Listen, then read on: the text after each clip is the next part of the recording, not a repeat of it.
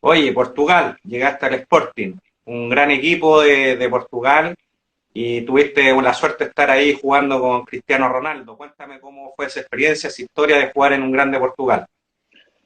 Sí, a ver, también siempre le comento a los jugadores, acá a los jóvenes, que siempre uno se tiene que reinventar, ¿no?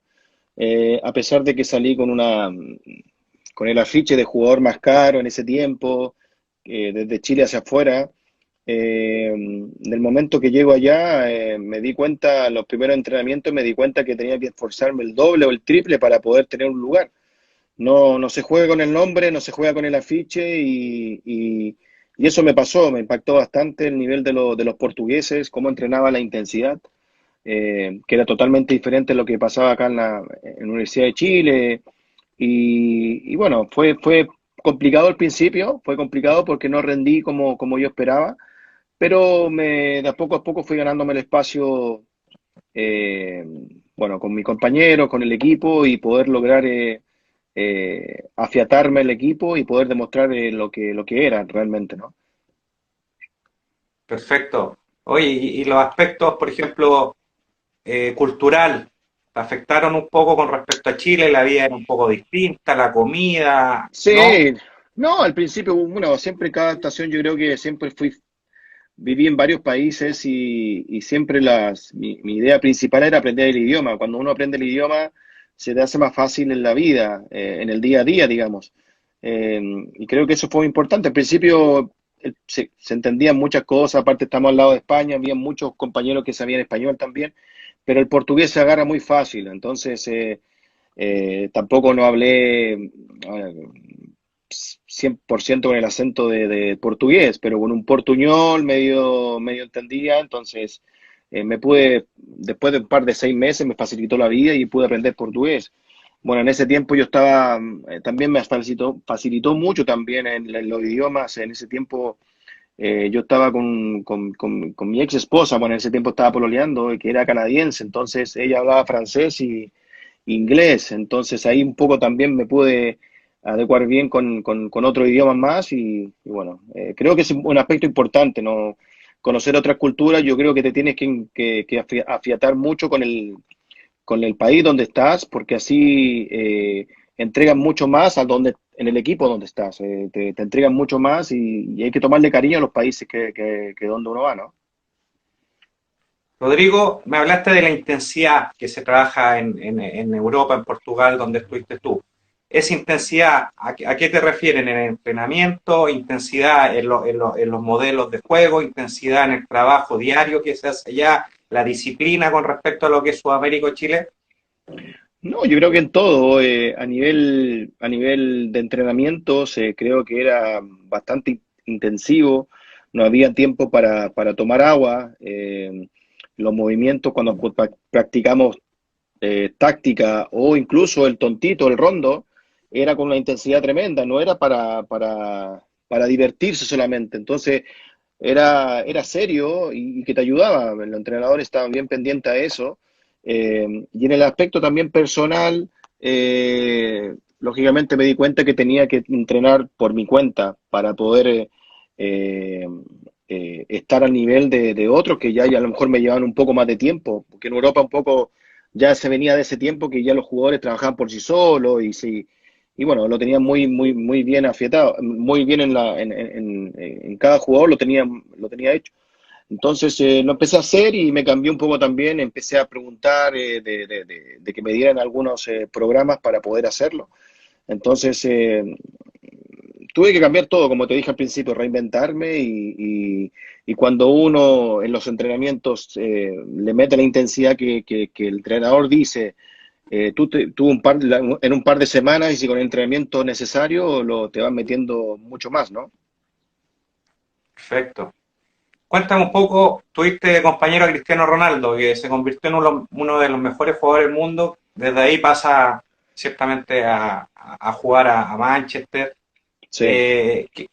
¿Qué diferencia viste en él o que a lo mejor tú siendo compañeros veías que tenía con el resto de los que jugaban su puesto y que lo llevó a alcanzar uno de los mejores o a ser de uno de los mejores jugadores del Sí. mundo? No, mira, la historia de Cristiano también es bastante. A ver, poca gente, bueno, sale por ahí, pero él vivía en Madeira, en una isla que queda como a 2 horas digamos, del continente de Lisboa. Y a los 12 años él partió desde Madeira al Sporting. Entonces, desde los 12 años empezó a vivir solo, en una pensión.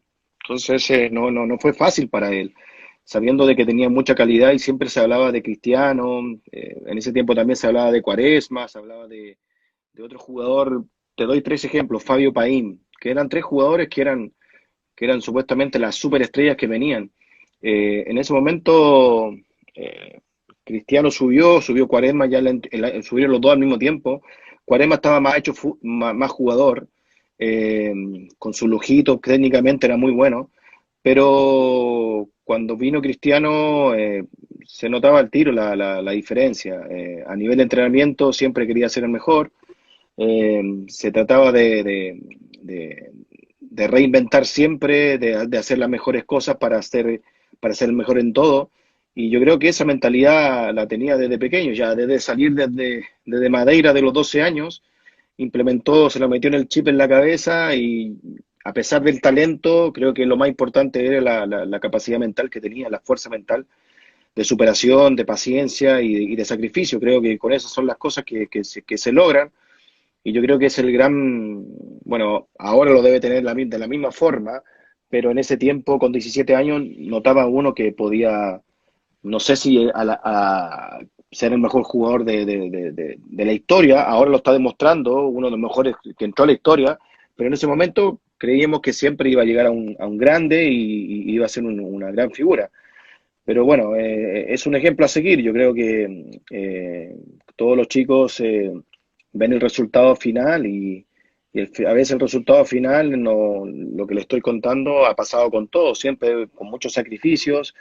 Y bueno, qué lindo ver a Cristiano y la gente que lo conoce también con la humildad de siempre. Creo que es un jugador bastante humilde, una persona bastante humilde que realmente las personas que estuvieron al lado de él en momentos difíciles siempre le sigue abriendo no se ha olvidado, por lo menos, no se ha olvidado. Así que se nota que como persona también es extraordinario. Perfecto. Claro, realmente hay un prejuicio que es medio agrandado y bueno, es bueno escuchar de la gente que ha estado con él y que sabe la humildad que tiene, porque yo creo que la humildad lo ha llevado también a lograr el éxito que ha tenido deportivamente. Exacto. Rodrigo, tu experiencia en Portugal, llegaste a jugar Champions League, tienes un partido ahí, yo sé que tienes un partido ahí con el Manchester United muy importante. Cuéntame ahí porque sé que hiciste un gol, cuéntame un poco esa historia de la emoción y que sentiste en marcar un gol en Champions League. Y contra el Manchester de Sí, visita. no, eso fue con el Besiktas, ya cuando estaba en Turquía. ¿Besiktas? Ah, Besiktas. Sí, cuando fue con el Besiktas. Perfecto. Con el Sporting alcancé a jugar dos Champions League y yo creo que el partido más importante de mi carrera a nivel de equipos lo jugué con el Sporting. Jugamos la final de la Europa League, de la Copa UEFA, que era antiguamente. La jugamos contra el CSKA Moscú. Entonces, una final Perfecto. europea. Lamentablemente la perdimos porque también la fue la tristeza más grande que tuve en mi carrera. Pero eso fue con el Sporting. Ya después, como tú dices, agarré las malas y me fui a Turquía, a Estambul, al Besiktas, a otro equipo grande de ahí de De Turquía Turquía. y ahí pasé momentos maravillosos. Creo que llegué muy bien, yo creo que me tocó la mejor época de mi performance como jugador. Estaba maduro, estaba físicamente bien, bastante motivado. Había sido padre de mi primer hijo recién, entonces muchas cosas positivas en ese momento. Y bueno, pude lograr campeonatos en Turquía también, y como en Sporting también, pero allá fue todo más rápido, el boom. Y bueno, después ya vino ese partido que la gente siempre me lo recuerda hasta ahora, por Twitter, por todos lados. Un gol que, bueno, que afortunadamente me tocó a mí, pero lo más importante es que se ganó a un Manchester United que no pocos equipos, y más encima equipos turcos más pequeños que pudieron ganar. Entonces, no, es maravilloso todo el ambiente. A mí me encanta Inglaterra. Creo que ganar allá a los grandes equipos es una hazaña tremenda. Así que nada, bien, bien, creo que fue un momento muy lindo de mi vida en el Besiktas en este caso, ¿no? Perfecto. Oye, Besiktas, Turquía de repente dice, no, un fútbol poco conocido, pero hay mucho fanatismo en Turquía, los estadios se llenan, ¿no es cierto? Uf, diría que son 20 veces más fanáticos que los chilenos, y sin exagerar, tienen el fútbol muy en la piel, en la sangre, van siempre al estadio, lo llenan siempre, apoyan en este caso el Besiktas, siempre la gente nos apoyaba en las buenas y en las malas, un poco parecido a la Universidad de Chile, la hinchada de la U que siempre se llena el estadio cuando están perdiendo, igual lo llenan, igual lo alientan, el Besiktas es más o menos parecido. Y no, no, tremendo, yo creo que se te pone la piel de gallina cuando uno va a los estadios allá, eh, Besiktas, Galatasaray, Fenerbahce, porque son los equipos más grandes, pero el ambiente que se vive es tremendo dentro de los partidos y fuera de ello, a pesar de, bueno, siempre están pidiendo fotos en la calle y todo eso, pero con mucho respeto, de verdad, con mucho respeto y la gente se pasó. Yo creo que hay muchos jugadores después chilenos, después de mí, han ido muchos jugadores chilenos allá y pueden quedar, aparte la ciudad es tremenda, una ciudad muy grande, el único problema es el tráfico ahí, pero creo que uno aprende mucho. Un país súper muy antiguo, con el Imperio Otomano, y tú caminas por la calle y ves historia en la calle, entonces es tremendo, de verdad. Y aparte también de las comidas, que es muy rico, el idioma, un poco difícil, pero al final con el tiempo lo pude hablar. Una experiencia maravillosa, creo que la mejor experiencia que tuve en mi carrera fue en Turquía, ¿no? Sí, bonito país, claro, como dices tú, una cultura maravillosa que tiene por años. Mira, creo que acá hay alguien de Turquía que te manda salud, creo, dice Eri Gil MSG, te dice, yo no voy a entender, tú me traduces En en Büyük, Buyut, en Kartal, Büyük, Besiktas. en Büyük Kartal Beşiktaş. En Büyük Kartal significa el más grande es el águila, porque el Besiktas es el Kartal. Kartal es un águila, entonces las águilas negras. Ya, Entonces el Besiktas en Büyük Kartal, lo más grande el Kartal. Entonces perfecto. siempre la gente del Besiktas ahí recordándome de... Y hay otro que dice que Sí, es el segundo equipo que jugué, que es Eskişehir, que fue la segunda etapa mía ya, en Turquía, que también fue bastante bueno también, porque llevamos a ese equipo por primera vez a una Europa League también, a la fase de clasificación, pero nunca había llegado a ese tipo perfecto, a ese momento, ¿no? perfecto. O sea, ¿cuántos años tuviste en Turquía? En Turquía tuve 8 temporadas, a partir del 2007 hasta el 2000, la época 2014-2015. Y de ahí retornas acá a Chile, ¿no es cierto? Sí, bueno, después mi último paso allá, volví a Chile, bueno, en este caso me abrieron las puertas el Audax y nada, se portaron muy bien la gente del Audax. Yo creo que un agradecimiento tremendo a una institución bastante prestigiosa aquí en Santiago y en Chile, muy ordenada, con el presidente, con el Lolo Antillo, en ese tiempo estaba el entrenador, a ver quién estaba, Pellicer.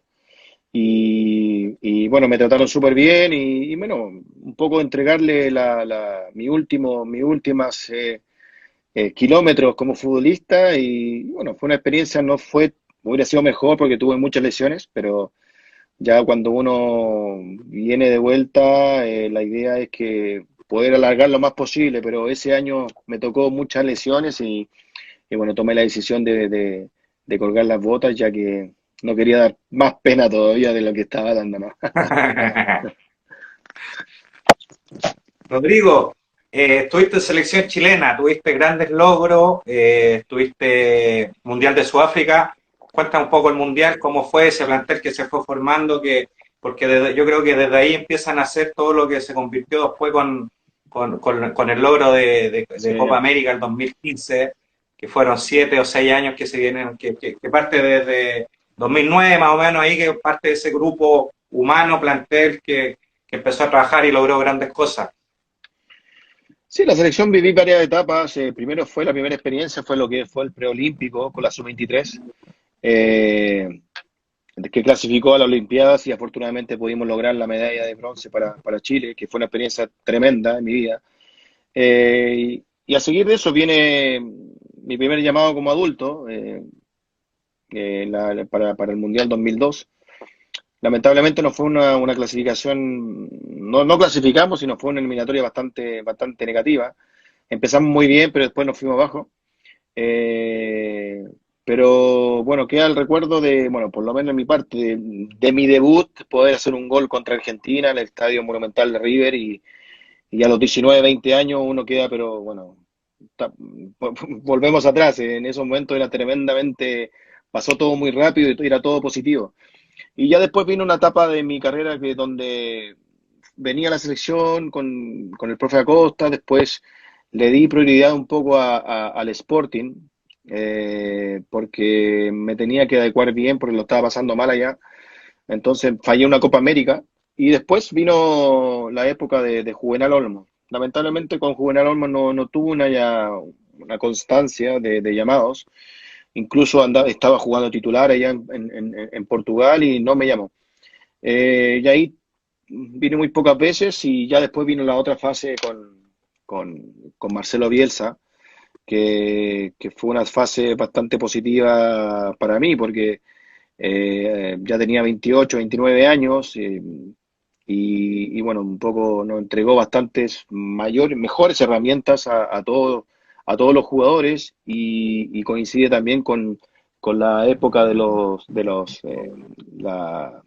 jugadores, como la época dorada de los jugadores que se habla mucho, eh, que le entregó otra mentalidad, otro estilo de trabajo y bueno, ahí pudimos clasificar al Mundial 2010, pero esta generación se quedó y yo creo que don Marcelo Bielsa fue bastante importante para el repunte de estos jugadores y que pudieron clasificar por la selección eh, al 2014. Pero fue una experiencia bastante buena. Podría haber sido mejor la selección, pero cuando fui llamado siempre intenté, siempre tuve la mejor disponibilidad y eso es lo importante, ¿no? Eh, y bueno, yo siempre le comento a mis amigos que uno cuando estaba pequeño siempre decía yo, ¿cuál es tu sueño? Yo me gustaría jugar un mundial por Chile. Y eso cuando tienes 9, 10 años se lo dices soñando. Y yo creo que eso es lo más importante, soñar y bueno, de los 10 tuve que trabajar mucho hasta los 30 años poder debutar y entrar a una cancha en un mundial. Entonces creo que eso es lo más bonito, ¿no? Eso es lo más lo que te queda en el fútbol. En el Mundial de Sudáfrica jugaste contra Brasil. Exacto, 45 minutos, la segunda parte, sí. Oye, ¿qué sentiste contra jugar contra Brasil? Porque siempre decimos, mucha, siempre nos toca Brasil, qué mala suerte, pero Sí, también a lo mejor hay aprendizaje en la carrera, decir, pucha, algo nos falta, a lo mejor para ganarle a Brasil en algún mundial. Estuvimos cerca, pero siempre sí, terminamos, de repente estamos ahí a punto. siempre, lamentablemente, ahí con Brasil 2014 estuve a punto por el palo de Pinilla, si no hubiera sido gol, hubiera sido otra historia, pero yo creo que, bueno, hay momentos, hay momentos que Brasil sabemos que tiene años, muchos mundiales en el cuerpo y creo que Brasil siempre puede hacer la fase del grupo bastante difícil, pero después llega a los octavos final, cuarto final, cambia totalmente el equipo. La mentalidad cambian bueno, saben pinchar bien y saben meter bien en la aguja cuando ellos quieren. Entonces creo que hemos estado a punto, lamentablemente no hemos podido, pero jugar contra Brasil siempre es bastante difícil porque son jugadores bastante técnicos y con velocidad. La mayoría juega en Europa, entonces tiene un roce internacional, bueno, a pesar de la generación dorada que es un poco igual de nosotros los chilenos, pero antiguamente había muy pocos jugadores que tenían el mismo nivel de ellos, entonces era bastante complicado. Es de esperar de que podamos nivelarlos y poder ganarles en un mundial, que esa es un poco la espinita clavada que tenemos. Para eso tenemos que trabajar mucho, tenemos que tener en nuestra conciencia que los que vengan, los jugadores, tienen que trabajar mucho para poder cambiar esa situación bueno, esperar de que muchos jugadores puedan salir, como han salido últimamente los que han logrado la Copa América de las dos Copa América de Chile, ¿no? Sí, perfecto.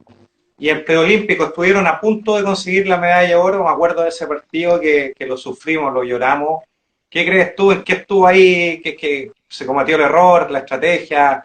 ¿Qué puede haber causado que nos haya llegado a salir campeón? Haciendo una tremenda campaña, yo creo No, sí. que fue el mejor equipo. Bueno, en los Juegos Olímpicos siempre nos fuimos con muchas expectativas, pero ya después del primer partido, el segundo, creo que jugamos, nos dimos cuenta que jugamos mejor que otro equipo, que grandes equipos que estaban ahí, estaba Italia, estaba Brasil, estaba España, eh, y bueno, llegamos a una semifinal contra Camerún merecidamente, pero son esas cosas que son inexplicables. Nos perdimos un montón de goles. Camerún estaba haciendo la línea en la mitad de la cancha y pasaban todos mano a mano con el arquero. Nunca pudimos dar el último pase, el último toque, el último gol. Pero la verdad, bueno, hicimos el gol de un autogol y después ya vino esos 5 minutos fatídicos que del 41 hasta el 45 y perdimos con 2 goles en 5 minutos. Fue también una tristeza bastante grande, pero yo creo que lo más importante era eh, olvidar todo y pensar que teníamos una medalla de bronce que ganar porque no queríamos irnos con las manos vacías. Y más todavía nosotros los chilenos que llevamos mucho tiempo sin ganar una medalla Chile, en este caso. Así que nos tocó, jugamos bien. eh, bueno, no jugamos tan bien contra Estados Unidos, pero ya la segunda parte, la primera parte muy mal y después la segunda parte nos liquidamos y nos obtuvimos la medalla de bronce que la verdad, si tú te pones a dimensionar, obviamente siempre fue algo especial comparando un mundial con unos Juegos Olímpicos, pero tener la medalla ahí, una medalla olímpica, independientemente que sea de bronce o de oro, participar, pero por lo menos subirte al podio, creo que ahora le estoy tomando el peso y es bastante, bastante lindo, ¿no? Bastante lindo porque poca gente lo puede decir que has tenido una medalla de olímpica, ¿no? En este caso. No, claro, el valor y el mejor o la mejor comparación es que Brasil era la medalla que le faltó hasta el último tiempo, que nunca la pudo conseguir. Entonces, tampoco hay que desmerecer los Juegos Olímpicos con un mundial. O sea, tiene un gran valor, yo creo, esa medalla y es complicado de repente porque llegan varios equipos que no saben cómo llegan. Lo que dices tú, que ustedes llegaron a lo mejor sin tanta esperanza y fueron metiéndose a poco y casi llegan a ser campeones. No, sí, no. Por eso uno, a nivel fútbol, bueno, el Mundial, eh, los que hayan jugado Champions League, es lo mejor que hay. O sea, el fútbol, el Mundial y Champions League se compara, pero a nivel deporte se vive otro ambiente en los Juegos Olímpicos. Aparte lo jugamos en Australia, donde había muchos, muchos chilenos, nos sentíamos como local. Entonces fue bastante lindo, fue mucho mejor así, porque nos sentíamos como en casa y siempre el apoyo de la gente después de los partidos llenaban el hotel bueno, y después me contaban en Chile que la gente toda se levantaba a las 4 de la mañana, 5 de la mañana, viendo los partidos. Sí. Después los carretes hacían el carrete largo, veían el partido, después se iban a acostar. Entonces, bueno, es lindo recordar ese momento, pero como bien dices, desmerecer una medalla de bronce, que lo que era imposible. Creo que fue más que nada, fue una hazaña, fue un logro y bueno, que se los voy a contar a mis hijos y a mis nietos si tengo la suerte.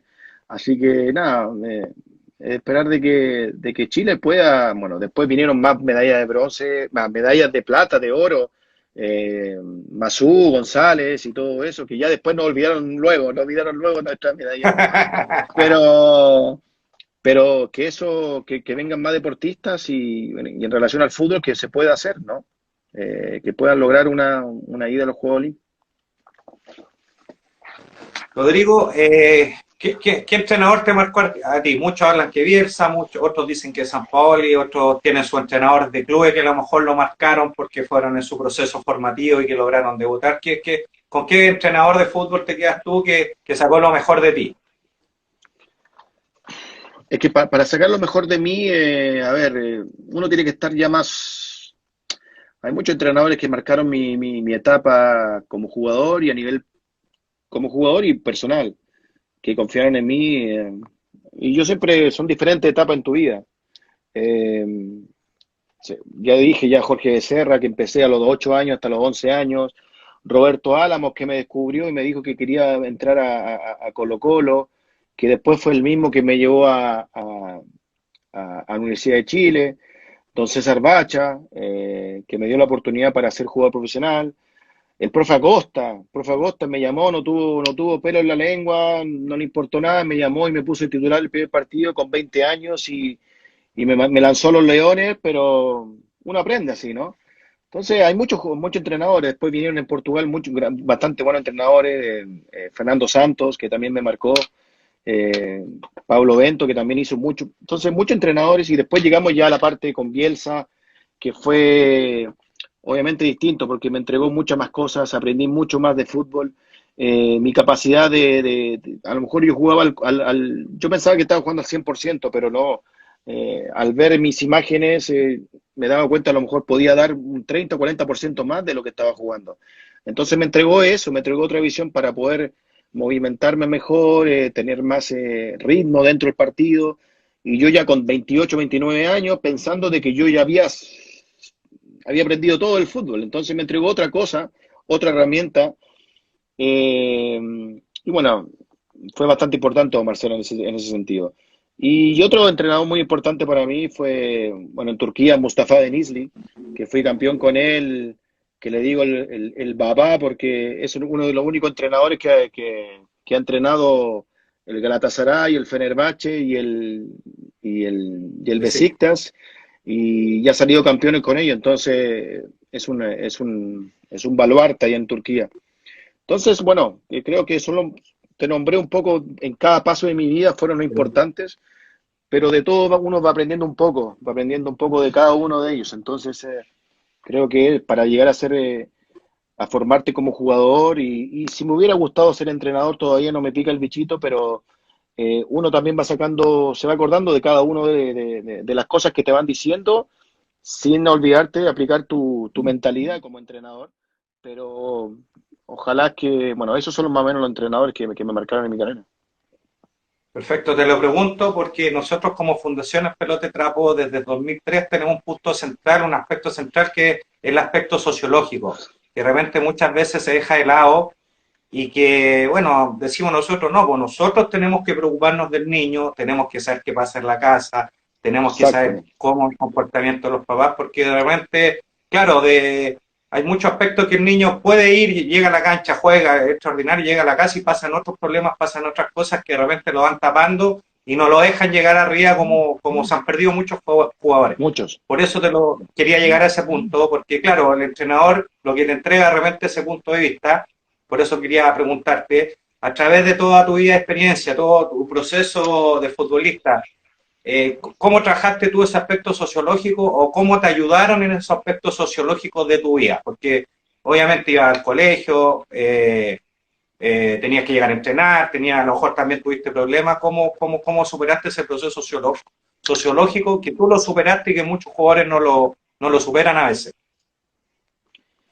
A ver, es bastante complicado porque, bueno, comparando mi comienzo como jugador, no fue a lo mejor tan complicado como otros jugadores que ya venían con problemas de casa, que a lo mejor faltaban mucho a la escuela, eh, que tenían un papá que no lo apoyaba mucho, una familia que no lo apoyaba mucho. En este caso a mí me apoyó mi papá de una forma de que me apoyó a lo que quería, tampoco me obligaba a ser futbolista.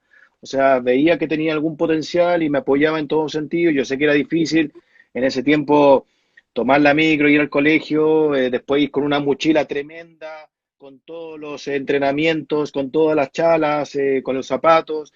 Y después yo veía a mis compañeros, cuando terminaba mis cursos, mis compañeros se iban no a carretear, pues se juntaban en una casa, pero yo me iba a entrenamiento, entonces tenía que hacer un trayecto de 2 horas para llegar a entrenamiento. Entonces, toda esa rutina, no es que yo me sentía, oye, que está siendo difícil. Sí, es difícil, pero en ese momento las ganas de entrar a la cancha y entrenar con mis compañeros la vuelta podía llover, no me paraban las micros y podía hacer lo mismo de siempre y llegaba a la casa feliz.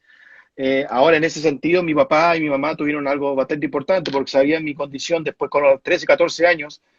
Me ayudaban mucho a lo que era la escuela. Se sentaban conmigo, ya, ¿qué tienes mañana? Porque era tanto los horarios que yo tenía para cumplir que después de repente se te olvidaba lo del colegio. Entonces, yo creo que es muy importante siempre llevar las dos cosas conjuntamente. Afortunadamente me tocó ser futbolista, pero yo a los 17, 18 años tomé una decisión de seguir por el fútbol, pero si no hubiera tenido mi papá no me hubiera visto, Rodrigo, ¿sabes qué más? No tienes chance en el fútbol, sigue los estudios. Entonces hubiera seguido los estudios. Pero creo que es bastante importante en mi caso, pero yo veo otros casos que son bastante jugadores se pierden por problemas en la casa, con no el apoyo de los papás, las amistades negativas, esa amistad de que tú dices, ya, no, me tengo que ir porque tengo que jugar mañana, no voy a ir a esa fiesta, no, y hay otros que son, no, quédate en la fiesta un poquito más y todo eso, no, pero también depende de uno, de lo que quiere uno. Eh, Uno elige tener sacrificio en esa época y yo creo que, bueno, lamentablemente siempre se dice que un porcentaje mínimo llega a ser jugadores profesionales, pero no sabemos también las dificultades que tienen los jugadores para poder tener un pasar tranquilo y tengan su alimento, tengan su colación. Ahora yo creo que los equipos se preocupan mucho más y eso está bueno, está bien. Ahora los trayectos son más fáciles que antes. Antes los trayectos eran muy difíciles. Entonces, por ahí, eh, bueno, hay que sentarse bien y yo creo que lo más importante que los niños que tengan el sueño, eh, poder comunicarse bien con los profesores, porque si tienen problemas en la casa, tienen que decir las cosas que están pasando en la casa para poder el asistente social o como grupo poder ayudar a ese muchacho para poder seguir motivándolo para que siga yendo al fútbol, porque pueden perder una carrera muy linda dentro del fútbol. Entonces, muchos lo logran, otros no. Y bueno, un poco mi ejemplo no fue tan difícil de pobreza, de temas de delincuencia o de droga o de alcoholismo que rodean mi vida, ¿no? Pero otros casos sí, entonces en ese caso hay que apoyarlo bastante bien y hacer un seguimiento no solamente al niño, sino a la familia que lo rodea, ¿no? Que tú bien dices. Claro, perfecto, claro. Y también el proceso zoológico que estamos viviendo como país, porque, bueno, nos ha pasado que ya hemos visto declaraciones que de repente dicen, no, que no sabíamos que en Chile hay pobreza, entonces, por eso de repente creo que lo que hablas tú es muy importante para conocer el entorno, el contexto, para poder tomar decisiones. Entonces, creo que lo sociológico es muy importante para poder apoyar a ese Sí, jugador de fútbol como tú lo explicaste, porque no todos los jugadores todos son en el camarín son distintos, hay uno que tiene más apoyo y otro que tiene más apoyo. Mira, Cristian te sí, dice, el profesor de pelota de trapo coronel, Cristian trabaja también en Fernández Vial, te dice, Rodrigo, ¿quién fue tu mejor compañero dentro y fuera de la cancha? compañero o a mí, bueno, sí, compañero, tuve muchos compañeros dentro y fuera de la cancha. Bueno, uno va congeniando con uno más dentro, depende de la posición, pero eh, a ver, momentos lindos que pasé jugando dentro y fuera de la cancha fue bueno, lo tuve como compañero también en una época en Europa, fue con Pablo Contreras y a pesar de ser del otro bando de Colo-Colo, siempre tuvimos una buena, nos llevamos súper bien, pasamos momentos lindos con Pablo y bueno, Pablo jugó lo mismo que yo en Europa, incluso más. Siempre hizo una carrera en Europa intachable y fue un jugador que pasó por grandes equipos y a pesar de su altura, que no es tan alto, pero se impuso como defensa central, tenía un buen rechazo y creo que es un gran jugador. Fue un gran jugador. Y fuera de la cancha siempre tuvimos esa conexión, siempre estuvimos hablando. eh, Incluso él me fue a ver a Turquía muchas veces, en Portugal estuvimos cuando veníamos a Chile por la selección. Y ahora, bueno, ahora ya vivimos muy cerca, entonces siempre tenemos ese contacto que tengo, ¿no? Con él. Perfecto, mira, ahí Rafa te dice, claro, saludos, qué golazo le hizo al United, ¿viste? ¿Se acuerda él de lo que habíamos hablado anteriormente? Y Franco, con Sí. respecto a eso, que es un niño que arquero de pelota de trapo de San Joaquín, dice, ¿cuál fue el mejor golazo de su carrera? Te pregunta. A ver, por la importancia puede ser el del Manchester United, porque ganamos en un... no fue tan bonito el gol, porque me dio un rebote del defensa, pero hizo un gol también muy lindo, un gol de tiro libre contra Sporting Porto, en el estadio de Porto en el año 2007. Eh, fue en el estadio do Dragão y bueno, ganamos 1-0 y para Sporting también se le hacía muy difícil siempre ganar en Porto. Eh, y creo que fue una de las últimas veces que ganó allá, yo creo desde mi gol. Y ganamos 1-0 con un gol mío de 35 metros y la metí al ángulo y ya está. El típico ese que le pega ahí de fuera. Sí. Golazo. Mira, Pedro te dice, Rodrigo, en 1999 la U ganó fase regular y liguilla con 33 partidos invictos. ¿Puedes Exacto. explicarnos las bondades del 1-3-5-2 que César usó, aglutinó un equipo lleno de figuras? Sí, la verdad, como dice Pedro, en ese año tuvimos 33 fechas invictos y después vino un playoff, le sacamos 12, 13 puntos a Católica y en el playoff se dividía los puntos por cuatro. Entonces no hubo un merecimiento, digamos, eh, no ayudaba mucho el campeonato, el sistema del campeonato no ayudaba mucho al mejor equipo en este caso. Pero como bien dice, siempre jugamos así con tres centrales. Eh, yo en ese puesto, en esa posición, yo era un mediocampista y típico mediocampista ofensivo, pero en el último año de juvenil, Víctor Hugo Castañeda, que era mi entrenador, me cambió de posición. Me dice, Rodrigo, este año te quiero jugar de lateral volante por la izquierda. Entonces jugaban los tres centrales. En ese tiempo jugaban en la juvenil Marco González, Bon Schwedler y Jaime Guarda, creo yo, no sé quién más. Bueno, puede ser. Y, y bueno, a mí me puso por la izquierda y empecé. Al principio fue muy complicado porque los trayectos eran mucho más largos. Tenía que llegar a tu posición de defensa, pero también tenía que llegar ofensivamente, sea tirar un centro o sea el tercer hombre que está tirando el centro del otro lado, del lado derecho. Entonces fue bastante complicado un poco, pero después lo hizo muy fácil y ese sistema salimos campeones en la juvenil. Y después en el primer equipo, don César así pudo ocupar muchos más jugadores, como bien dice Pedro. Tenía tantas figuras y que los pudo acomodar desde diferentes posiciones, pero siempre el verdadero con el que jugamos mucho, con el sistema que jugamos más fue con tres centrales y con laterales volantes y los tres arriba. Así que eso fue, fue un sistema que después ya en esa época estaba muy, muy de moda. Don Nelson Acosta también lo jugábamos así.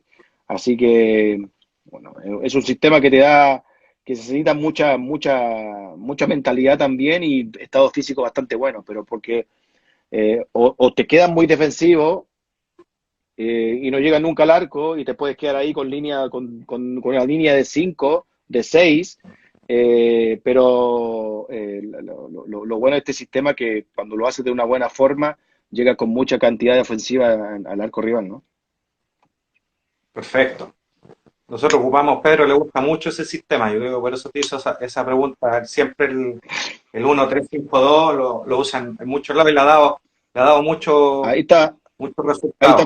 Mira, ahí está preguntando Becerra, Becerra. sí, te dice, ¿cómo es el nivel de entrenamiento de clubes de Chile versus Europa? Bueno, ya contestamos esa pregunta, po. O Se sea, metió de tarde. la forma de que, sí, no, pero en ese tiempo mía, ahora en este nivel de entrenamiento, yo creo que yo veo más fútbol joven, por un poco la empresa que tengo yo de representación de jugadores, veo mucho fútbol joven. Y he visto mucho fútbol en Europa también de la misma edad, de los 16, 17 años, donde los jugadores se están formando. Y obviamente hay una diferencia de ritmo, de intensidad tremenda. Lo mismo que hablamos de Cristiano Ronaldo cuando él venía, cuando yo llegué allá también, vi la intensidad que era totalmente tremenda, pero incluso ahora, eso es lo que me preocupa. Tú ves sub-16, sub-17 en Portugal, en este caso el Sporting Braga, nos pasan por encima si queremos jugar a ese nivel. Y tú vienes acá a ver la juvenil que están a punto de ser, a lo mejor, a ser profesional, les falta un montón, todavía les falta esa intensidad. Y creo que tenemos que trabajar, preocuparnos más de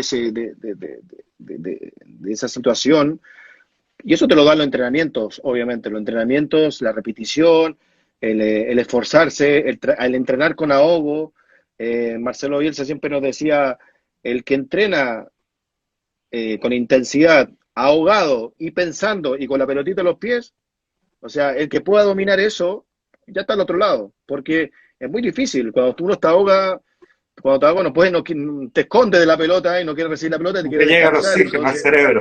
claro, entonces cuando te tienes cuando estás con el ácido láctico hasta el final, aquí al límite, tienes que pensar, jugar la pelota y moverte. Entonces, es bastante complicado. Yo creo que Chile tiene que avanzar un poquito más de adecuarse, trabajar en esa forma, copiar buenos modelos, porque si no, no va a pasar un tiempo y no vamos a tener otra generación que pueda repetir lo que hicieron los muchachos, ¿no?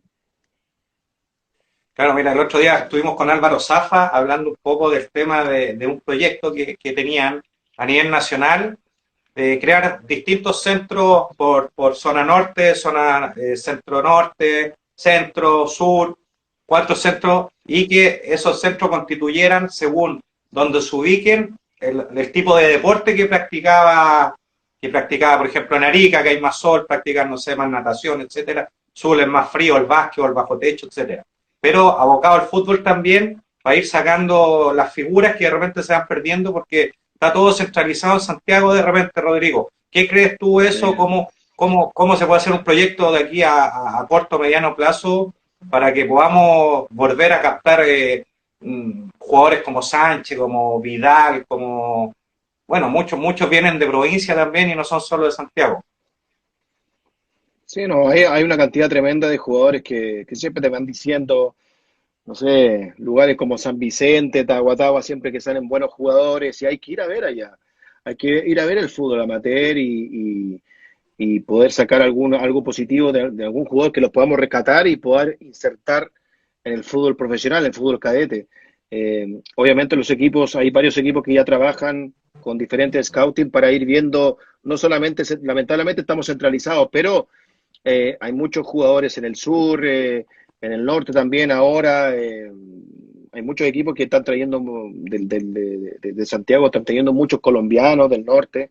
Eh, pero bueno, es eso, es un poco invertir un poquito más, que no se centralice mucho, buscar en los lugares rurales donde no llega mucha gente a ver fútbol. Y bueno, sabemos que el fútbol, ¿de dónde viene? Viene de la clase baja, del campo, y darse el tiempo para poder, en este caso, los equipos grandes que se están buscando grandes talentos, poder invertir un poquito más para poder abarcar un radio más grande, ¿no? Yo creo que eso es importante. En el fútbol hay muchas historias en este sentido de que jugadores, no solamente los jugadores de Santiago, son muchos de diferentes de regiones del país, ¿no? Y tenemos que avanzar en eso, así como tú bien decías, en el norte se practican otro tipo de deportes, en el sur también otro tipo de deportes, entonces para el fútbol hay que hacerlo de la misma forma, ¿no? Claro, mira, ahí dice Pedro, el proyecto debe ser desde afuera hacia adentro, desde Puerto William hasta Bisbirí, dice lo que leo. Entonces, ¿leíste ahí? Sí. Entonces, claro, porque, mira, de repente tú llegaste a un punto muy exacto, creo yo, que tú dices, nosotros sabemos que, no sé, Calama o Tocopilla, salió Alexis, siempre salen jugadores de Tocopilla. Entonces, ir a hacer un proyecto ahí, a sacar jugadores de ahí, que eso van a ser los que van a llegar al fútbol profesional de los diferentes clubes. ¿De repente crees tú que falta eso, que los clubes salgan más a buscar? Hay veedores, pero falta a lo mejor más meterse en lados que no se meten, porque la mayoría de los clubes esperan las pruebas, que los niños lleguen a las pruebas masivas de repente y empiezan a elegir ahí. Falta un poquito más de un proyecto a nivel nacional, a NFP hacia Claro. abajo, que digan ya, esto va a ser lo que vamos a hacer como país. Sí, bueno, yo estaba pensando en muchas formas, ¿eh? A ver, eh, hay un proyecto que a mí me interesa mucho y yo lo copié desde Brasil. No tiene que ser necesariamente de fútbol. En Brasil tú sabes que se juega mucho fútbol de sala. Futsal. Y, y, De to- ahí y salen todos los, muchos. y todos los jugadores que salen de fútbol pasan por una, por un curso, por un stage durante.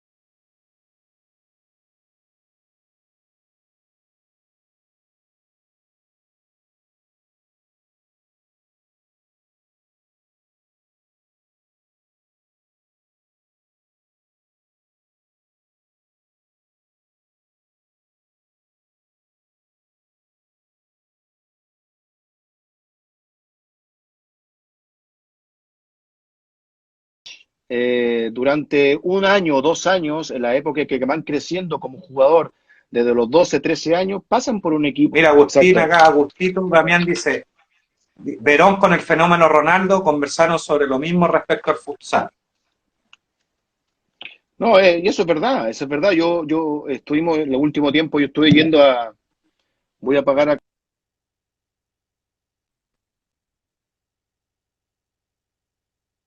Te escucho. Sí, Sí, ahora sí. dale.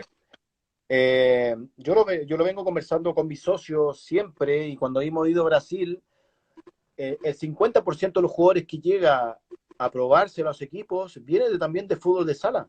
O sea, vienen de fútbol de sala y se maneja muy bien.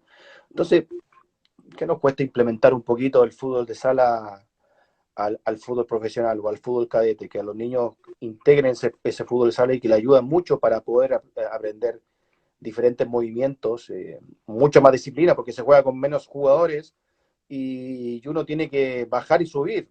No es jugar para arriba, muchachos, solamente tienes que tener la parte defensiva y la parte ofensiva, ¿no? Entonces, bueno, no estamos errados en ese caso, si Poirón y Ronaldo hablaban lo mismo. Sí, sería bonito. Me gustó futsal, dice Cristian Becerra, que también dijo recién que se había metido tarde. Ah, el Bessi.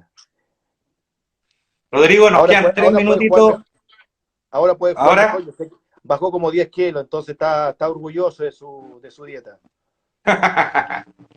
lo vamos a ver cuando volvamos a la liga. Tiene que mantenerse Becerra, lo vamos a ver. Rodrigo, nos queda poco tiempo para ir despidiendo el programa. ¿Algún consejo para los niños que te están escuchando? A ver, lo que hemos hablado en esta conversación, siga sus sueños, sea lo que sea, en el deporte, obviamente, relacionado al fútbol, que sigan el sueño y que sueñen. Y para llegar a eso se necesita todo, se necesita trabajo, se necesita esfuerzo, se necesita paciencia, se necesitan muchos sacrificios. Eh, Creo que no hay secretos, no hay secretos. En todo nivel, sea deportistas, sea estudiantes, no podría decir otra cosa que la gente siempre lo vuelve a repetir y es la clave. Eh, Tener una buena comunicación con los profesores, creo que de lo que hablamos anteriormente, poder decirle las cosas que pasan en la casa, poder decir las cosas que están pasando en el colegio, eh, tratar de ayudarlos también de esa forma. Entonces, creo que en el fútbol como en la vida no hay secreto y hay que seguir para adelante nomás, o sea, buscar tus sueños y después el destino, el destino y el futuro se decide a corregir lo negativo y ponerte la dirección correcta. Y bueno, ojalá que puedan salir muchos más jugadores profesionales y por la labor que están haciendo ustedes, que es hermosa. Yo estuve allá la oportunidad que estuve pasando todo un día con ustedes. Creo que los niños están felices, se sienten integrados, se sienten importantes y eso es lo que se busca, ¿no? Ojalá que alguien pueda ser jugador de fútbol profesional y bueno, ojalá que pueda hacerlo más, bueno, mucho más ahora, en este momento. Me voy a mostrarle a mi hijo. Mira, Cotita Loquilla te dice, mándame un saludo, porfis. ¿Ah? ¿A quién? Cotita Loquilla dice que te sigue desde siempre de la U y dice, mándame un saludo, porfis. Para que le mandes un saludo. Cotita. Ya, mi amor. Vaya para allá con la mamá. Ya. Rodrigo, agradecerte, nos quedan cortitos, vamos terminando. Saluda a tu hijo ahí, maravilloso. Agradecerte, tremendo programa, agradecerte por tu humildad y agradecerte y espero volverte a ver nuevamente en algún aniversario de Pelote Trapo, ahí con Cristian Becerra. Sí, no hay problema, ahí cuando quieran nomás. Un abrazo, nos vamos, Rodrigo.